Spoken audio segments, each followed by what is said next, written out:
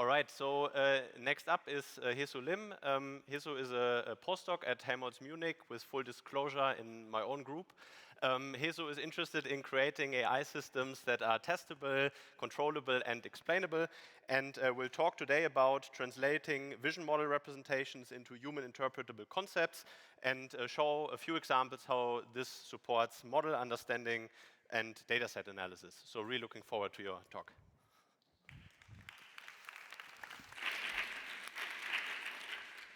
Hello, everyone. Thank you for sitting here, and thank you for the kind introduction. So today, I'm going to talk about how we can make the foundation models more interpretable so that we can analyze the model behaviors and also the data sets. Foundation models have shown strong capability across a wide range of downstream tasks. But even when they make the good outcomes, it's still unclear that why they ended up with that outputs. A model may rely on spurious cues instead of the correct ones, which can be very problematic in high-stakes scientific or biomedical applications. To address this problem, we need a way to look inside the model to interpret the internal mechanisms. In today's talk, I will present our approach for this problem. The talk is organized into two parts. In the first part, I will explain our method to extract the concepts from the foundation models and how we can use this to analyze the model behavior. In the second part, I will introduce how we can use these concepts to analyze the data sets. Let me begin with the brief background on sparse autoencoders. Intuitively, we assume that the model representations are built from linear combinations of many underlying latents. So what we want to do is to decompose the suppressed model representations back into individual latents. And to do that, we trained this autoencoder using the reconstruction loss and sparsity regularization term. Because of this sparsity, only a small subset of latents are activated for each input, and this encourages each input to capture the distinct pattern rather than mixing multiple patterns together. And this makes it more interpretable to human.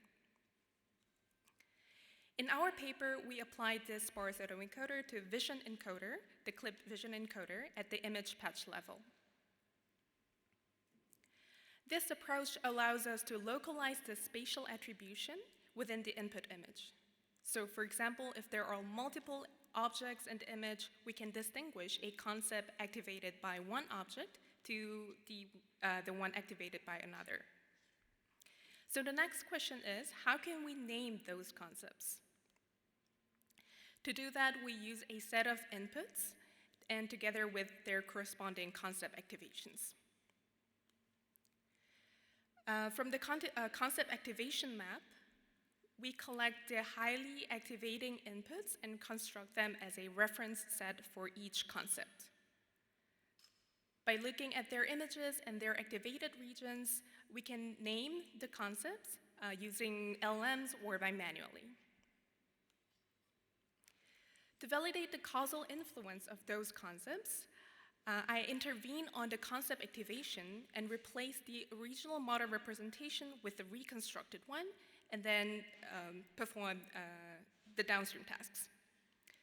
We observed that when ablating the top activating latents, the performance significantly dropped, while ablating the same number of inactive or slightly activated ones didn't affect the performance that much.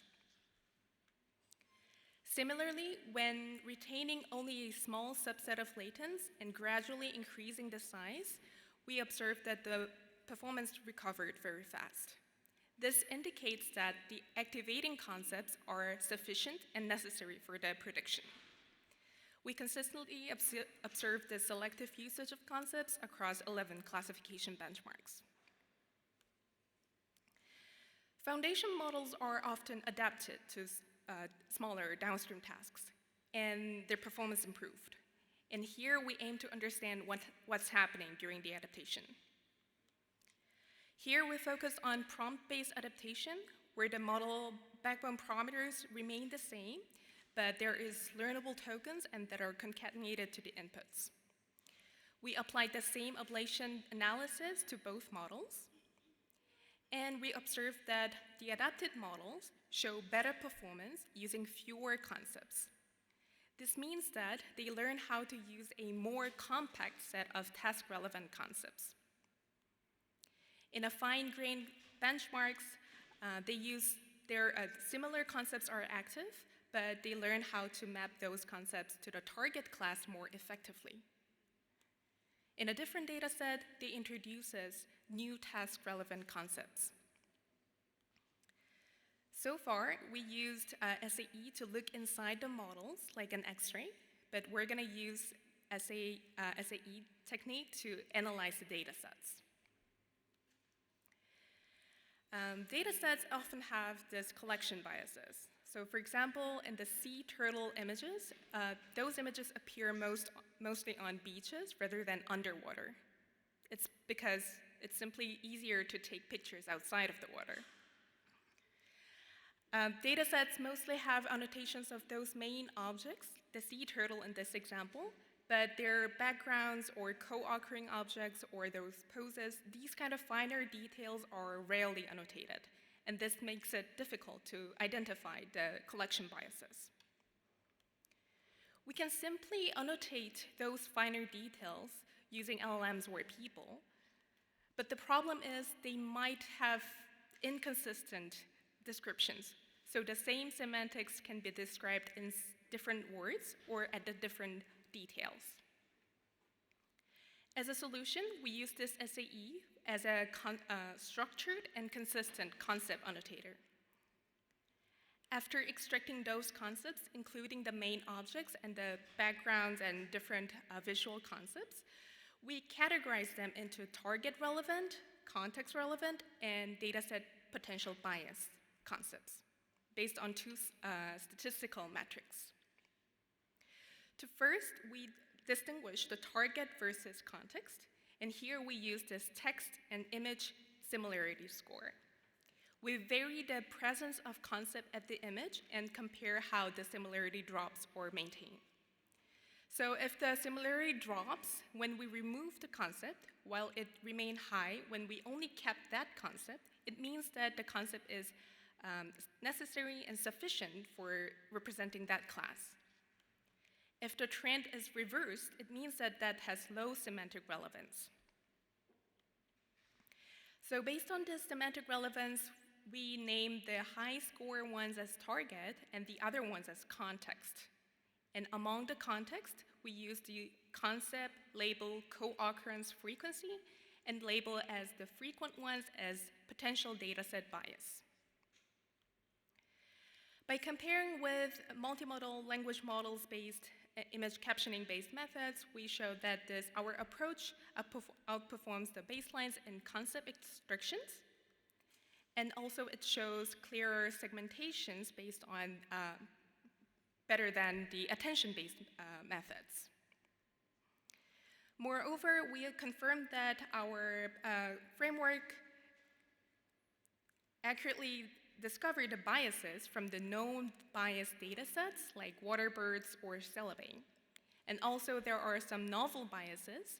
So for example, in the food 101 dataset, there is this hot dog class, and then they have high collection biases with the food wrappers.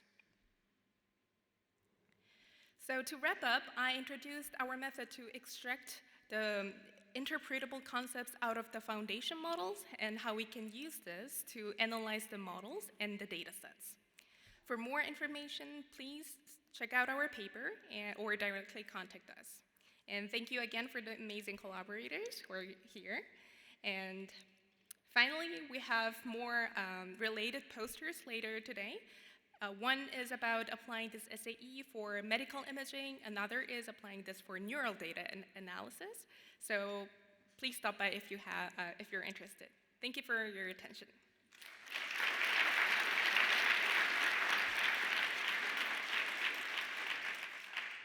Thanks a lot. We are well in time and have time for a question. Yeah, one over there. Thank you very much for the interesting talk. Is this somehow available as a tool? I think it would be very valuable to have multiple other data sets inspected with that as well to find out more about potential biases there. Mm-hmm. Yeah, there's this demo in the websites. It's not like a product level, but a demo level, but the code is, everything is open source. So you can apply, like the training SAE is also lightweight, so it's doable. So you can apply any data sets to analyze the biases. We would have time for another quick one. Here's one, yeah.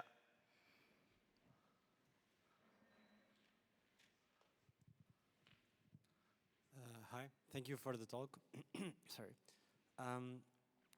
So I was wondering the number of sparse dimensions you have in your sparse autoencoder that probably has an impact on the overall methods in terms of bias discovery.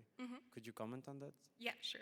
So usually we do some expansion factors, or there's a model representation, and we expand it by times 4, 16, 8, like that. And then to be safe, we did it very, very high dimension, use 64 expansion factor first. But we found that only small subset of latents are really meaningful. The other ones are noisy. And when we decrease the expansion factors, those are remained, and then these are removed. So roughly, we found 3K concepts, 3,000 concepts from ImageNet, but that could be vary from datasets to datasets. But so far, it was consistent to the hyperparameter choices. Yeah, thank you. All right, let's thank Hesu again.